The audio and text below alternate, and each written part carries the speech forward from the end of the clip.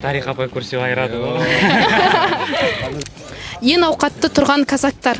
Қай аймақтың казактары? Сібір. Орынбор. Жырдан басталады.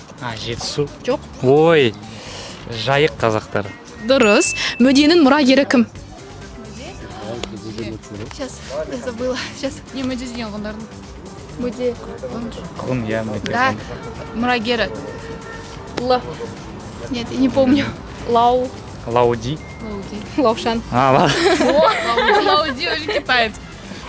1985 жылы болған оқиға. Целиноград оқиғасы болды ғой. Неміс автономия. По саяси или экономика. Бір кезең болды. Қайта құру кезеңі. Да. Давайте соңғы сұрақ қойын. 18 ғасырда Қазақстанға шабуыл жасаған кімдер? Давайте. Тарих апай көрсе айырады.